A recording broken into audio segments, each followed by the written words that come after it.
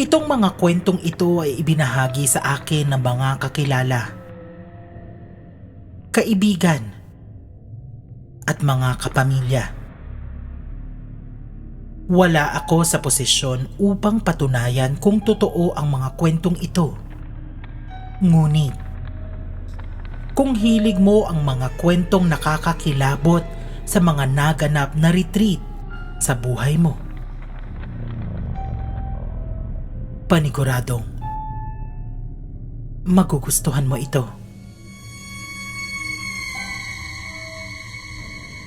Meron tayong 2 kwentong papakinggan, kaya't panoorin mo ito hanggang dulo. Hindi ko nababanggitin pa ang mga pangalan ng mga tao at institusyong bahagi sa ating kwento para na rin sa kanilang seguridad.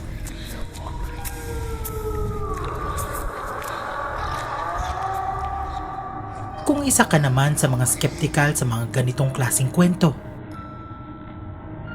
enjoyin mo na lang ang pakikinig. Malay mo, balang araw, kapag nag-retreat ka, ikaw naman ang multuhin.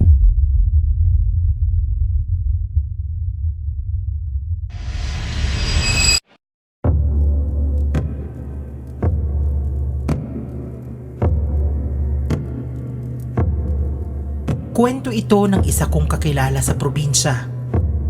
Noong ihatid niya sa retreat house ang kanyang 10 taong gulang na anak. Hindi naman ito kalayuan mula sa bayan, ngunit isa itong uri ng retreat house na magubat at mapuno. May mga ilog na dumadaloy sa tabi ng kalsada at walang mga kabahayan sa paligid. Makakasama ng kanyang anak ang mga kaklase nito at ang advisor ng kanilang classroom. Reflection daw ng naging grading term ang kanilang pakay at ma-relax na din ang mga bata.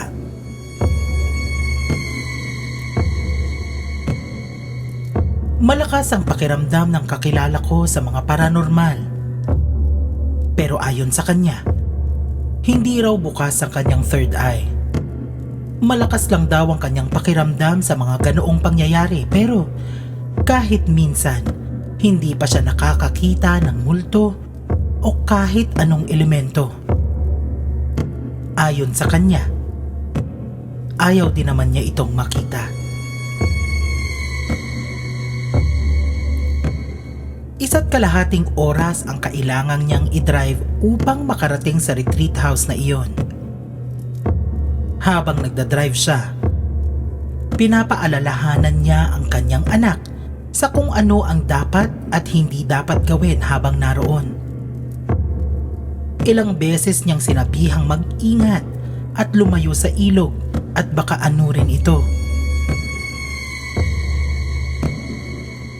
Nang makarating sila sa retreat house, namangha ito sa ganda ng kalikasan. Maging siya ay parang napapayapa sa kanyang nakikita. Ngunit, isang bagay ang nagpataka sa kanya. Pagpasok nila sa entrada,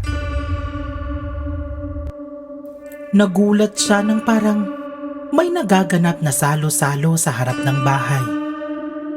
Parang party. May mga batang nagtatakbuhan, tapos may mga matatandang nakatayo at nag-uusap-usap. Sa isip niya, baka may binyagang nagaganap kasi nakaputi silang lahat.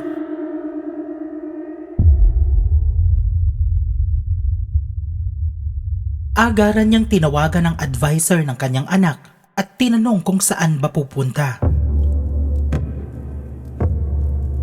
Ang sabi nito, nasa likod raw sila ng bahay sa tabi ng swimming pool.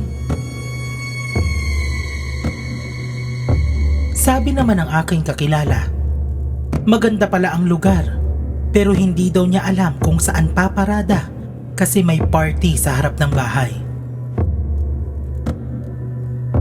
Laking gulat niya nang sabihin ng advisor ng kanyang anak Narentado nila ang buong retreat house at wala naman daw party.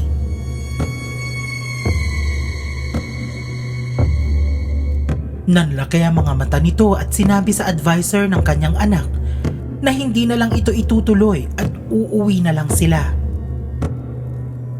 Nagmamadali itong lumabas sa entrada at sinabi sa kanyang anak na uuwi na lang daw sila at ililibre na lang daw niya ito sa isang fast food chain. Sa tinagal ng panahon, hindi niya akalain na noon pa siya makakakita ng ganoon at hindi naman daw niya hahayaan na manatili ang kanyang anak, lalo na at nakita niya ang mga ganoong pangyayari.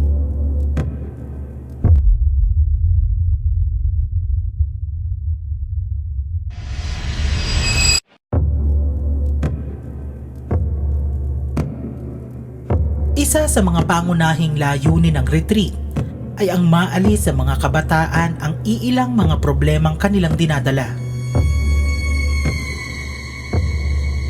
Makilala ang kanilang mga sarili ng lubusan at isipin kung paano sila makakaagwanta sa buhay. Ngunit papaano kung ang makapalitan mo ng saloobin hindi na pala buhay?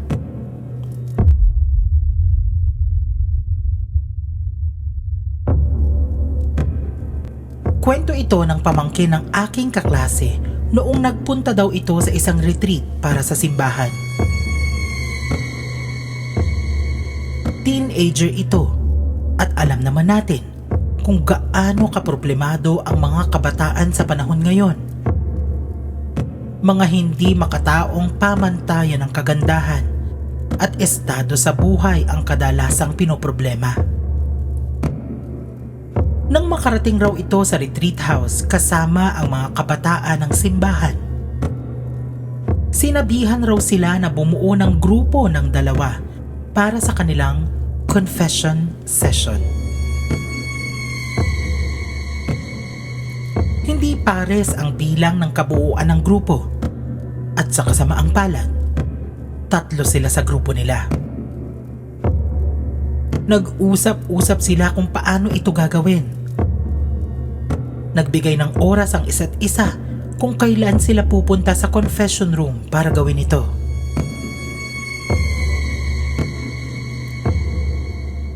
Malapit sa isa't isa ang kanyang kagrupo kaya pakiramdam niya ay napag-iwanan na siya. Siya ang unang magko-confess, ngunit siya ang huling makikinig. Ang ayos ng kanilang confession room ay parang silid kung pisalan sa isang simbahan. May 2 maliliit na kwarto na nahahati ng isang pader na may maliit na bintana. Dinig mo ang boses pero hindi mo kita ang nasa kabila. Naging maayos naman ang kanyang sharing at ganoon din naman ang 2 niyang kasama. Ang naging oras niya para makinig ay mga bandang 8:00 ng gabi pagkatapos ng hapunan. Mga bandang 7:45, pumunta na siya sa confession room para maghanda. Eksaktong 8:00, narinig niyang may pumasok na sa kabilang kwarto. Ano? Ready ka na ba?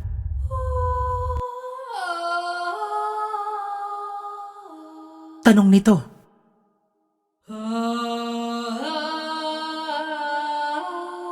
Ngunit wala siyang narinig.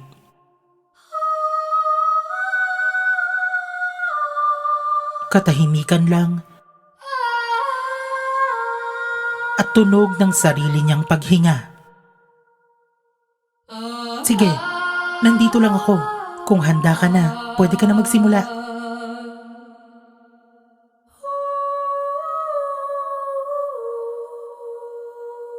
Maya-maya pa, may narinig siyang parang humihikbi sa kabilang kwarto.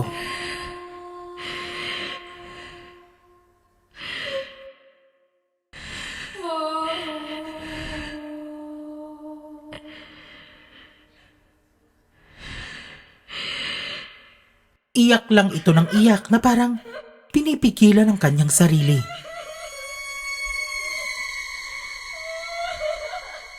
Ayos lang yan.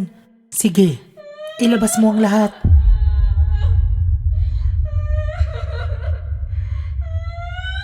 Wala siyang ibang narinig na sagot kung hindi ang patuloy na pagtangis. Ilang minuto pa. Biglang bumukas ng malakas ang pinto sa kabilang kwarto at narinig niyang, "Uy, sorry. Late ako. Pinagtapon pa kasi ako ng basura eh."